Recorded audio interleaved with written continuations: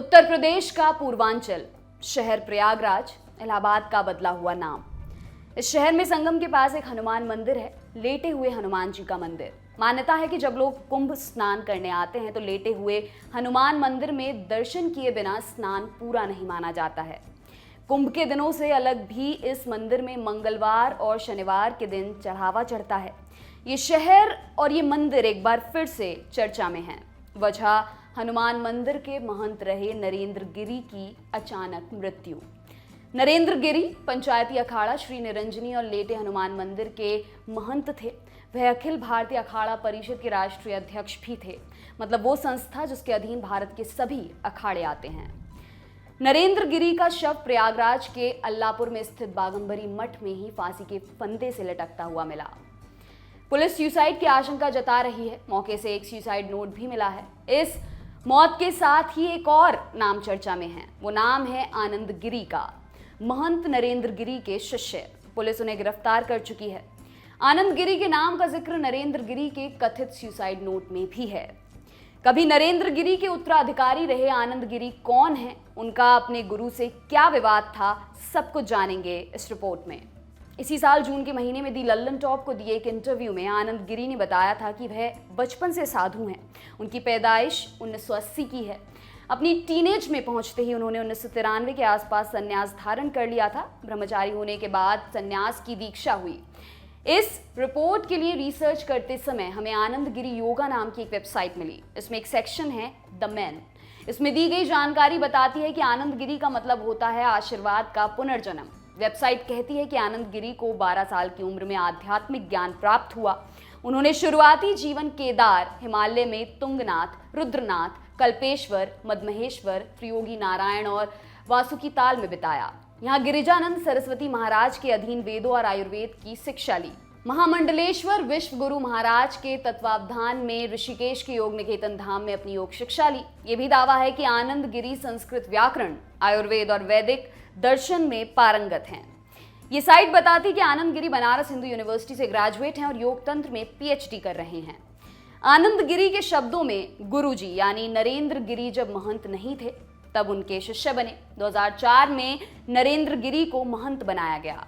इसके बाद उन्हें हरिद्वार से प्रयागराज लाया गया। आनंद का कहना है कि गुरुजी ने अपने विश्वास पात्र लोगों को साथ रखना शुरू किया। उस समय आनंद गुजरात में थे, लेकिन गुरुजी के कहने पर 2005 में वह प्रयागराज आ गए।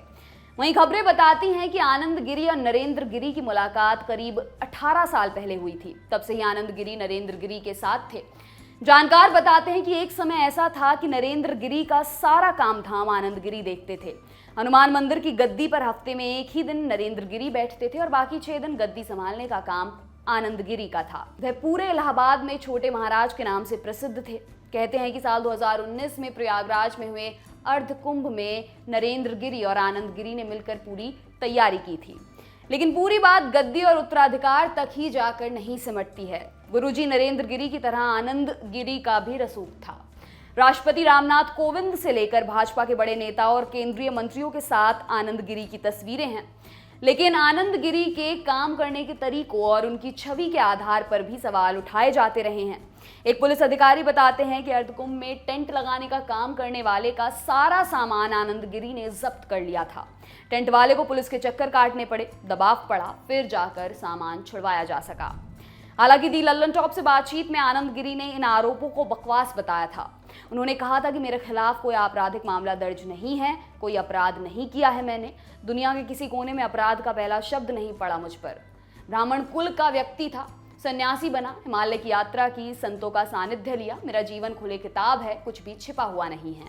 टेंट का सामान जब्त करने वाली बात पर आनंद गिरी ने कहा था, जब हम कैंप लगाते हैं तो बहुत लोगों के साथ हमारा सिस्टम चलता है। लोग काम करते हैं, हिसाब देते हैं और पैसा लेकर जाते हैं।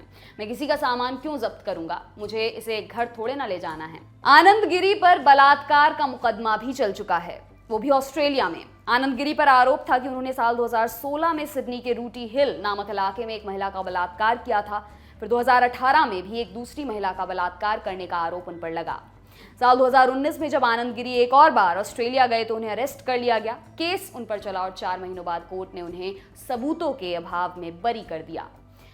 इलाहाबाद में चर्चा रहती है कि इस केस को सुलटाने के लिए बाघंबरी मठ के करोड़ों रुपए लगे थे। गुरु चेले में इतनी गरीबी तो थी ही कि आनंद गिरी के बरी होने की जानकारी नरेंद्र गिरी ने खुद मीडिया को दी थी और कहा था कि सत्य की हमेशा विजय होती है। हालांकि आनंद गिरी ने दी लल्लन टॉप से बातचीत में इन आरोपों को सिरे से नकार दिया था। उन्होंने कहा था, ऑस्ट्रेलिया के सिडनी में 2016 में बच्चों के लिए कल्चरल स्कूल बनाने का काम शुरू किया गया था।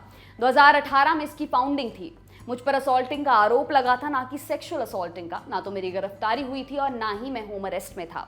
पुलिस ने सिर्फ पासपोर्ट जब्त किया था, जांच पूरी होने तक देश छोड़ने से मना किया था। विदेश में आप ऐसे ही बरी नहीं हो सकते। जब मेरे खिलाफ कोई केस नहीं बना तो पुलिस ने सॉरी बोलकर केस रद्द कर दिया। केस को सुलटाने के लिए करोड़ों रुपए लगने की बात पर आनंद गिरी ने कहा था कि ऐसा कहकर पैसे उठाए गए थे। किसने उठाए, कैसे उठाए, नहीं पता। उन्होंने कहा था, पैसे उठाने वाली बात मैंने पूछी थी लेकिन कुछ नहीं बताया गया। लेकिन मैं इतना कह सकता हूं कि वकील ने 1 रुपया नहीं लिया था इस केस को लड़ने के लिए, क्योंकि कोई केस ही नहीं था। अब आपको बताते हैं कि 14 मई 2021 को क्या हुआ था। गुरु और शिष्य में अच्छी खासी करीबी थी, लेकिन 14 मई 2021 का दिन, इस दिन आनंद गिरी को अखाड़े से महंत नरेंद्र गिरी ने निष्कासित कर दिया। आरोप लगे कि आनंद गिरी ने संत परंपरा का निर्वहन नहीं किया। उन पर संन्यास लेने के बावजूद अपने परिवार से संबंध रखने का आरोप लगा। इसके साथ ही आनंद गिरी पर वित्तीय अनियमितता के आरोप भी लगे। कहा गया कि उन्होंने हनुमान मंदिर से अर्जित धन को अपने परिवार में भेजा, लेकिन दी लल्लन टॉप से बातचीत में आनंद गिरी ने अलग ही दावा किया था। उन्होंने कहा था, दान पात्र का न हिसाब मांगा, न लिया, न कभी दान पात्र खोला। बुधवार को पेटी खुलती थी, गुरुजी के हाथों लोगों के दान से मेरे खर्चे चल जाते थे। तब नरेंद्र गिरी ने मीडिया से बातचीत में कहा था कि आनंद गिरी ने अपने पूरे परिवार को नासिक, उज्जैन, प्रयागराज और हरिद्वार कुंभ में बुलाया, जबकि अखाड़े की परंपरा के मुताबिक पारिवारिक संबंध नहीं बनाए जा सकते। न्यूज नेशन से बातचीत में नरेंद्र गिरी ने कहा था, माता पिता का सम्मान किया जाना चाहिए, लेकिन अखाड़े की एक परंपरा है। वह कई चेतावनियों के बाद भी नियम तोड़ रहे थे और इस तरह उन्हें पहले बाघंबरी मठ से हटा दिया गया और फिर अखाड़े से निकाल दिया गया। वहीं परिवार से संबंध रखने के आरोप पर आनंद गिरी ने कहा था, कुंभ में अगर माँ बाप आकर प्रणाम करके जा रहे हैं तो इसमें बुराई क्या है। राशि ठाट बाट के साथ ठहराने की बात गलत है। मैं करोड़पति नहीं हूँ। मैं अपनी माँ की मौत पर घर गया था। लोगों ने दिल खोलकर स्वागत किया था, क्योंकि सन्यासी बनने के बाद मैं पहली बार गांव गया था। अखाड़े से निकाले जाने के 2 दिन बाद छोटे महाराज आनंद गिरी ने चुप्पी तोड़ी थी। आरोप लगाया था कि वित्तीय अनियमितता उनके खेमे से नहीं, बल्कि उनके गुरु नरेंद्र गिरी के खेमे से हुई। मीडिया से बातचीत में आनंद गिरी ने कहा कि उनके गुरु नरेंद्र गिरी ने बाघंबरी मठ की करोड़ों की जमीन बेच दी। दी लल्लन टॉप से बातचीत में आनंद गिरी ने अपने गुरु नरेंद्र गिरी पर जमीन बेचने के आरोपों को बार बार दोहराया था। उन्होंने बताया था कि वह उनके गुरु द्वारा मठ की संपत्ति बेचने का सिलसिला 2004 से देख रहे थे। दोनों खेमों को करीब से जानने वाले प्रयागराज के एक वरिष्ठ नागरिक बताते हैं कि साल 2019 में गुरु और चेले में एक निर्णायक दरार आ चुकी थी। कारण बहुत साफ नहीं थे, लेकिन मनमुटाव साफ दिखाई देता था। नरेंद्र गिरी मठ, अखाड़े और परिषद के कामधाम में व्यस्त रहते थे और आनंद गिरी ज्यादातर देश के बाहर ही रहने लगे थे। खबरों के मुताबिक आनंद गिरी अपने द्वारा अर्जित धन के माध्यम से उत्तराखंड के रुड़की में आश्रम का निर्माण करवा रहे थे, लेकिन ये नरेंद्र गिरी का रसूख था कि इस आश्रम निर्माण को उत्तराखंड सरकार ने रोक दिया। इस पर भी आनंद ने अपनी बात रखी थी। कहा था, हरिद्वार में गंगा किनारे मैंने 25 लाख की जमीन खरीदी और आश्रम बनना शुरू हो गया। 13 मई को अचानक अधिकारी प्रॉपर्टी सील करने आ गया और बिना पहले नोटिस दिए उसे सील कर दिया। 14 मई को अखाड़े से निकालने के बारे में पता चला। मुझे निष्कासन से दिक्कत नहीं थी, मुझे दिक्कत इस बात से हुई जब उन्होंने आरोप लगाया कि हनुमान जी का पैसा मैं अपने घर लेकर गया हूँ।